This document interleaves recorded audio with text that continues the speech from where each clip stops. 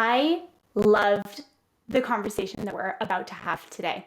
I'm so grateful to have met and been connected with Harry through and by means of social media. He is such a bright light doing so many amazing things in the mental health advocacy space. I think this conversation is so important, especially right now, in the continued crazy times that we have and the continued rise of mental health challenges and struggles that I think a lot of us can relate to as we continue on in this pandemic. I know that I've been very candid about my own mental health struggles on here, and so I can imagine that if you're listening to this, maybe you have too. So this week's episode is all about being less judgmental and supporting mental health. Specifically, we're talking about men's mental health. Specifically, we're talking about men's mental health and suicidal ideation. If this conversation is going to be heavy for you, I really would love for you to listen with someone who could potentially support you through it, or maybe just press pause and come back to it when you're ready, because there are some things that may be triggering in this episode. So I want to ask you before we get into the conversation, have you ever been in a situation where you may have felt extremely overwhelmed and unable to process your emotions? Maybe that's caused you to act a little bit out of alignment with your character. I think we can all relate to that. I know I can for sure. But what happens when those moments become more and more continuous? And the way that you were acting out of alignment with your character is now actually becoming who you are as a person and changing who you are from the inside out. This is kind of what happened to my guest today, Harry.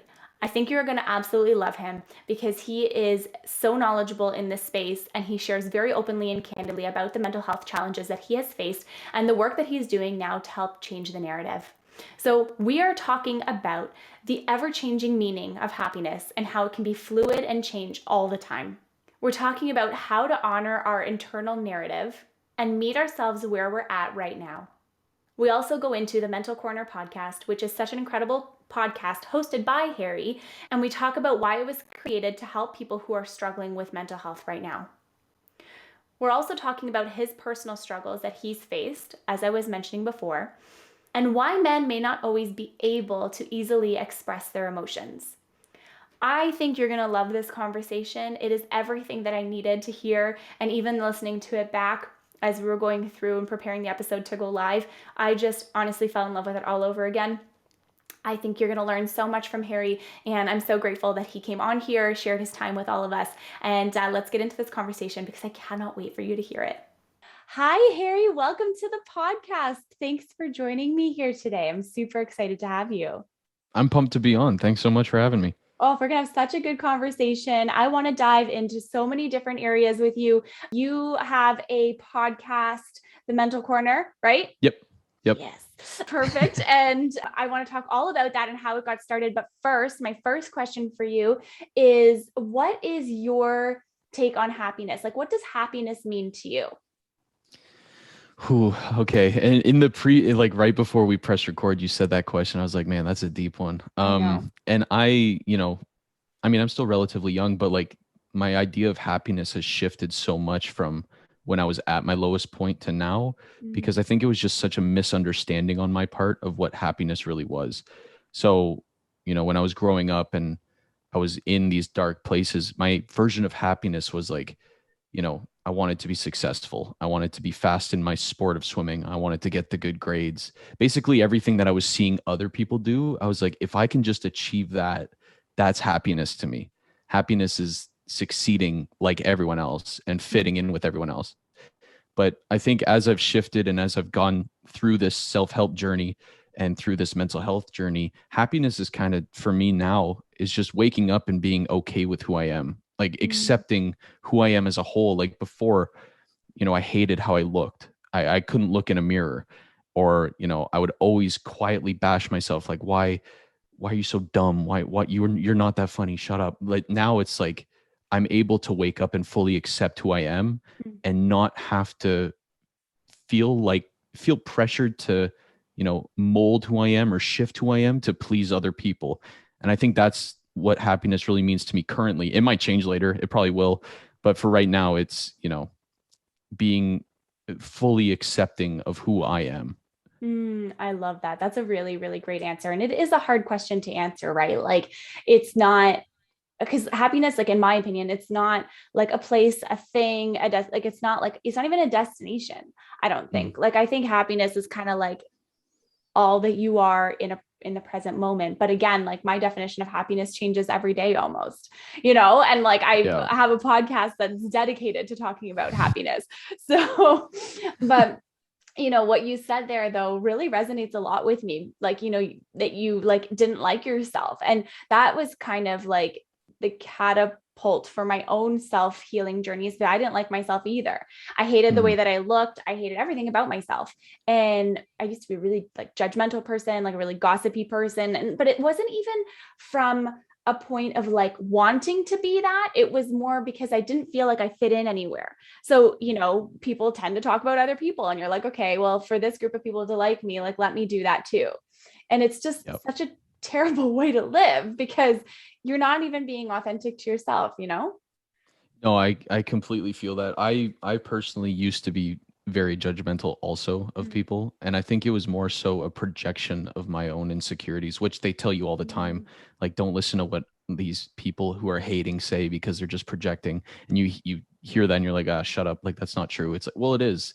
Like I used to be judgmental about people because they were something that I wanted to be. Mm. So I was like, oh, they suck. And it's just I completely feel that. Yeah, it's so true. It's actually such a good point that you make there, especially because it's like that's where it comes from. It's like always wanting what another person has, or like what somebody else has, or what have you, or like maybe you want to be a little bit more like them, or whatever. So that's really really interesting. But I love your definition of happiness right now in this moment, and I think that it's really a beautiful perspective, and that it's just about being accepting of yourself, which is really important. Yeah. And Yeah. I mean, I'm not going to pretend I'm perfect here. Like some days I wake up and I'm like, oh, you could lose a little bit more weight, or, you shouldn't have said that one day. Like I still have these passing thoughts because it's been programmed in my head for so long. But, I mean, that's part of life. It's not just straight linear. You're going to have little blips in the road.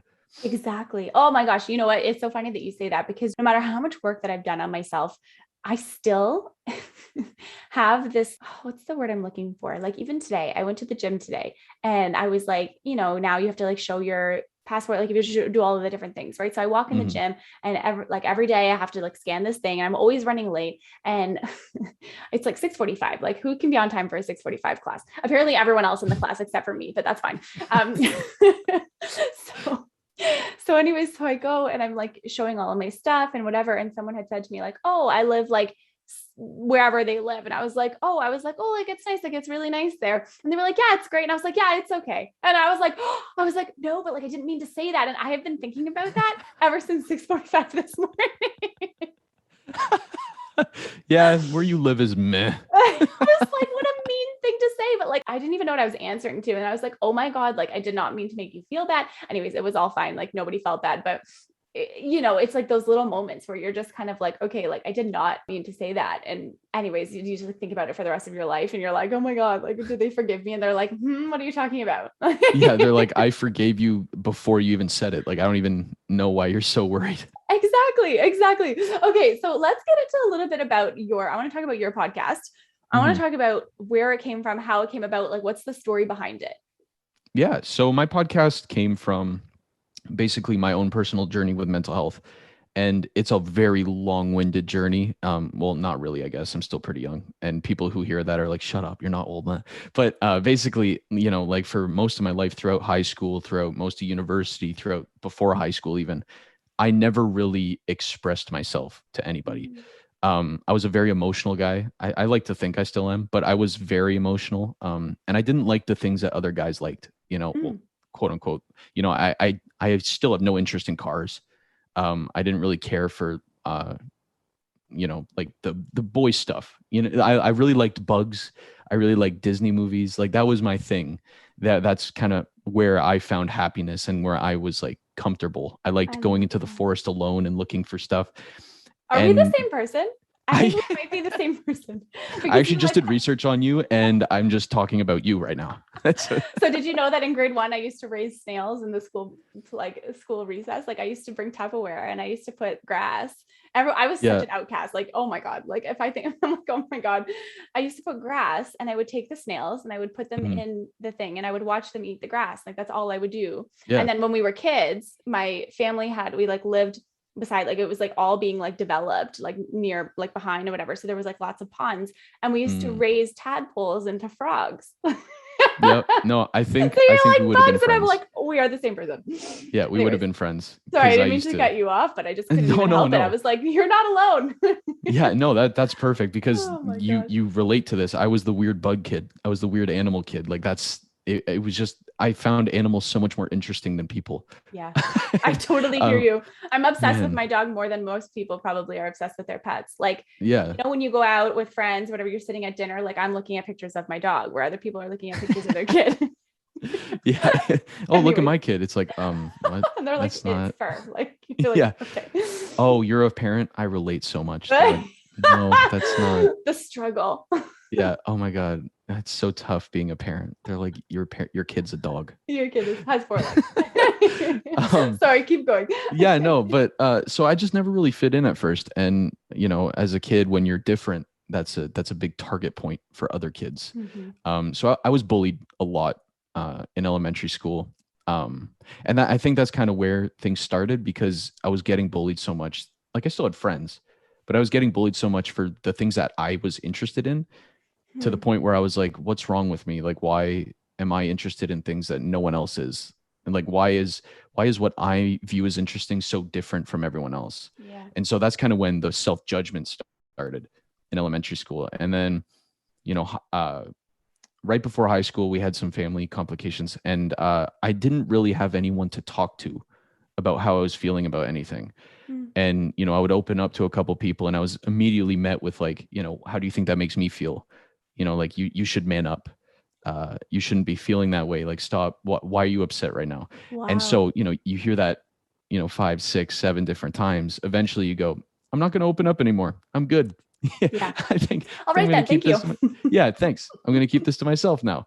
And so I never really knew how to express how I was feeling because, you know, the conversation's shifting now, which is incredible. But when I was growing up as a kid, guys were never taught how to be sad or how to express how they were never taught how to express being upset properly. And a great example of this was, you know, when I was on my swim team, I was young, I was like 10, 11, and the other older guys that I looked up to for like inspiration and, you know, just for guidance, like in the world of sport, they would have a bad race or they would not be happy with something in practice or something wasn't going their way that day. And they would punch the lockers and they would cuss people out and they'd bang their head on the wall. Like they were very aggressive people. Wow. And so I'm in the change room with all of this, right? And that's normal. Like that's just the culture that I grew up in. And so I was like, oh, I get it. Because I had been searching for so long on how to express myself. And this is the accepted way of expressing yourself when you're upset. I get it. That's what I'm going to do. And so that's just how I started expressing myself. So whenever I was upset, whenever I was angry, whenever, you know, I wanted to cry, I'd punch lockers, bash my head on the wall, cuss people out. I was labeled a hothead because of this, right? And so that in combination with me going, I'm not going to express myself anymore. It was like a recipe for disaster going forward. So throughout high school, after getting told so many times, like, you shouldn't feel this way. Why are you feeling this way? I decided to put all my energy into my friends and family. I was like, as long as they're good, I'm good. I don't need to do the work up here. Like, I'm fine. I got it figured out. In high school, you think you have it figured out and you just never do. Yeah. You're like, I'm so mature. I'm the smartest person I know. Yeah. Well, no, literally. But so throughout high school, it was actually okay because I had a lot of distractions. In high school, you're still at home. You've got extracurriculars. Like I was swimming, I was playing rugby, I was on a leadership board. I had school. Like I had so many distractions to the point where I couldn't even sit down and do the self work. Like I couldn't, even if I wanted to, which was great. I thought it was the best thing. Yeah. So, you know, I would have these outbursts at swim meets and things. So I was labeled the hothead still. But I never really opened up about anything. really. So people just kind of, no one really asked like how I was. It was just kind of like, oh, that's just him. Like he's got an anger problem. And so, high school, I was okay with it. Well, I wasn't okay with it, but like I was fine with that label as long as it meant I didn't have to tell people how I was really feeling. I Yeah. was like, if they're scared, I'd rather them scared of me than have them think I'm less of a person. So when I got to university, that was the first time I was kind of alone. And for most of us, it's kind of the first time you're alone. And I still had swimming, right? I was on the swim team at university, but there was a lot less distraction. And so that's when I first realized I was like, there is a lot of stuff going on up here that I don't have the tools to deal with. Yeah. And so it was immediately overwhelming. And, to keep it short and sweet, like the first 3 years of university, I kept having these outbursts and I would have these panic attacks and I would, break my water bottle on the side of the wall if I had a bad race, or I would cuss people out if I had a bad race. Like it was getting bad. It was boiling over slowly. And, I tried to go to therapy 6 different times and each therapist sucked, like straight up. I'm sorry. Like they were just, we did not connect. And so I just assumed it was me. I just assumed like, this is how I'm going to be forever.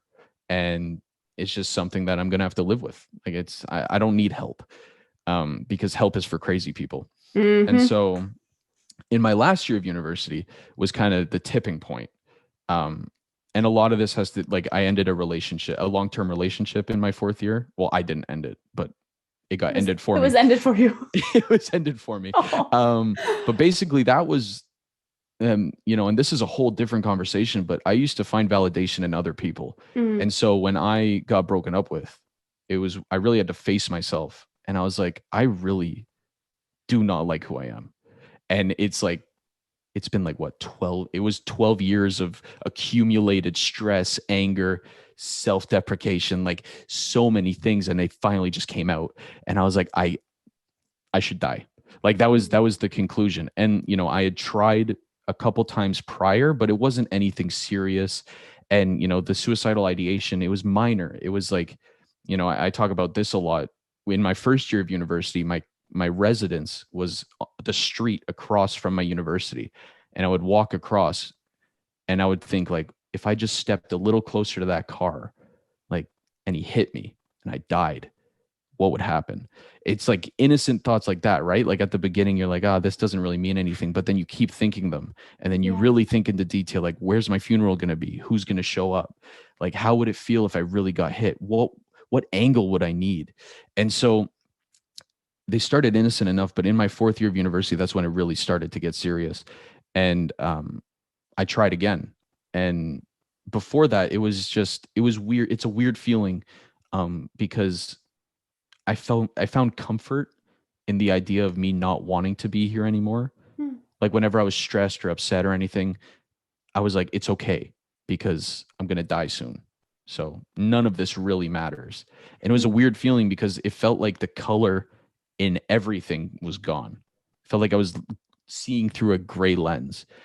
And I remember there was one time, and I share this story a lot too. This one time we were doing a team cheer for my swim team, and I was the captain and I was leading the cheer, and I was looking around and I was like, yeah, this is my last cheer for sure. It is like, this is it. Wow. Yeah. I was dead set on it. And so after I tried, you know, I immediately, for 1 second, it was like a sobering, like, what am I doing? Yeah.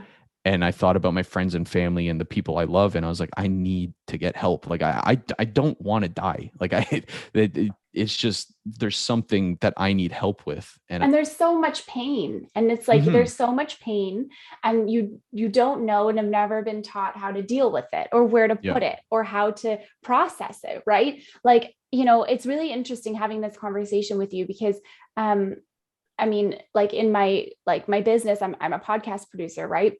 And my client has a podcast dedicated to interviewing younger kids, like, 18 to 23, 24, Mhm. to talk about these things: suicide, eating disorders, self-harm, like all of this different stuff. And so, I mean, obviously, like I edit her podcast and I listen to the conversations back, but it's so interesting hearing it like firsthand, because it's like it's it's the common like theme sort of that I've picked up on in listening to all of these conversations is that it's literally like so much pain that just doesn't know where to go, and Yep. like you don't know what to do with it. And like, of course, I've never been in that situation, so I have no idea what it's like firsthand, but that's like, it feels like a theme to me, you know? Mhm. No, yeah, that's you nailed it right in the head. It's just a lot of pain that you just don't know where to put it, and Unbelievable. it's there. Like Yeah. you have to put it somewhere, and you just Yeah. don't know what to do with it. Yeah. Um, so yeah, and then after that was kind of when I really you know kicked my own butt and was like, you're getting that help right now. Hmm. And, I had a lot of help from friends and family. Like I thank them all the time because, without their help, I wouldn't have done it because I'm Yeah. a very stubborn person.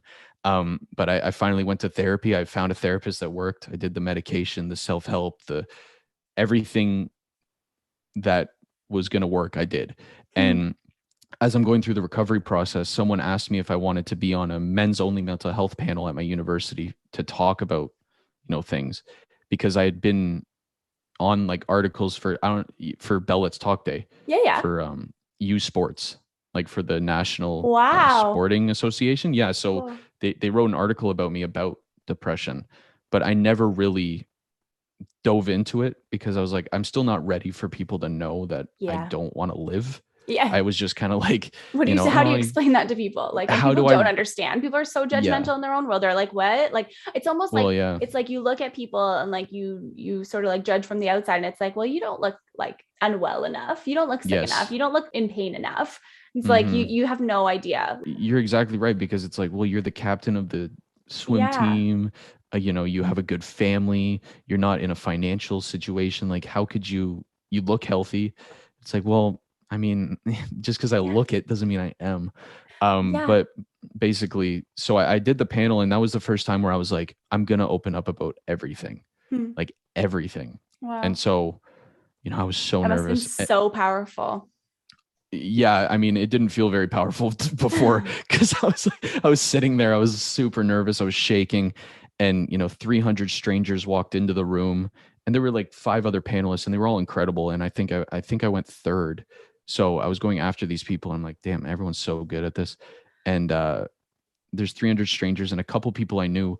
But the only thoughts that were going through my head were like, because some swimmers were there, I was like, are they going to view me as less of a captain? Like, are they going to take me Oh. seriously? I was like, are people going to view me as less of, a man for Hmm. opening up about this stuff? Hmm. Are my friends going to view me as less of a friend? Are they going to walk on eggshells around me now because they know this stuff? And Yeah. then more importantly, is everyone going to view me as less of a person because I'm opening up about this stuff? So those were my only those were my only concerns. Just Uh, a couple, just a couple Oh going gosh. into this. And so right before I did my presentation, I blacked out. I don't remember saying anything. Like my friend has a recording of it, but I genuinely do not remember saying anything. And Did I've you ever tried watch to it go back? back. I did. It was weird. It See, did not. I have a hard time personally. Like I've done a lot of podcast interviews. I talked a lot about my own mental health and all this kind. I've never listened to them back. I don't even Yeah. listen to my own, like the ones where I talk about my own personal. And I think this is probably something I need to heal within myself. Red flag. Yeah, I don't even edit them myself because I just don't. I'm like, ooh, did I say that? Did I really be honest about that? Like Yeah. that is courage. I think to listen to it back after recording it.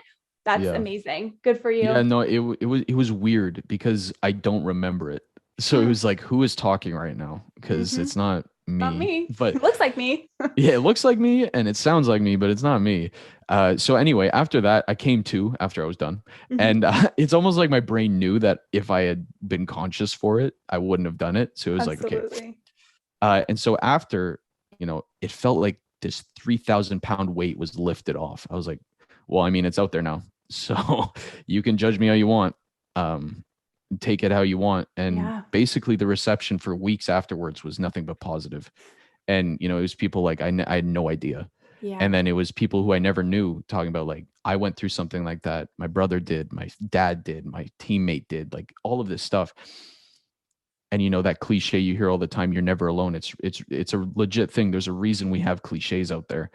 And so that's kind of when I was like, you know what? I want to start a YouTube channel talking about my own experiences because I've done the hard part. I've opened up about it and I've lived with this for so long. Like I have no problem sharing it now because I've gotten my foot out the door. Um, and so originally it started with just me sharing my own story and experiences that I've had. And then my buddy who lived in the room across from me, he was like, let me come on for an episode. And he came on and we just talked about, the swimming and the mental aspect of sports and swimming in general. Yeah. And, that was met with good reception too. And I think it was the day after or a couple days after my friend's dad and sorry, wow, I can't speak. My friend's dad and his dad's friends all came down because it was my buddy's birthday.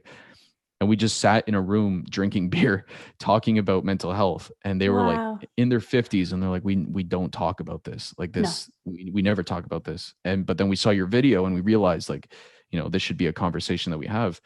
That's when I was like, I want to do this because I, like you, hate my own voice. I don't like listening to myself talk. So filming myself talking was excruciating. But I love talking to people and I love hearing other people's stories. And I find a lot of value in all these different angles of life and hearing all of them. So I was like, let's do this I love because that. people need this. And so started off as a YouTube show. And then the interviews got very long. They got about an hour to an hour and a half. And people were like, we don't want to be on YouTube that long, man. So I was like, okay, cool. So then I converted it to podcasting. Yeah. And here we are. I love that. I feel like you need like your own series or something. Oh man, no. How cool. When you're like, no, please stop. No. Oh my parents would be like, oh, here he goes again. No, I'm just kidding. No. No, I think that you need to have these conversations. I think that they're so important. And what I appreciate too from what you're saying, it's like you're breaking down this conversation that has so much taboo and so much secrecy and like hush hush around it. And it's like you're not letting that live in the dark anymore. You know what I mean? It's like, okay, we're going to talk about it whether you like it or not. Choose to listen in or don't. My own self, like my own person, I'm like definitely the black sheep of my family. I'm like the only one who's like this. So, I don't share a lot of what goes on in my life with the people who I'm around because not everybody understands, and, I really made it a priority in this last little bit to like start having these conversations with different people, like different friends, family members, talking about mental health, because it's like so many people struggle in secrecy by themselves alone. And they feel like they're the only ones who feel this way. And that's literally why I started this podcast. Like 2022 will be 3 years. And literally the goal was just to help people feel less alone. That was the only goal of the podcast. I didn't care how many people listen. I still don't care how many people listen. I mean, it grows and it's great, but like making sure that people feel less alone, it was always so important. And it always made me wonder, like, why is that such an important thing? It's because I felt so alone for so many years.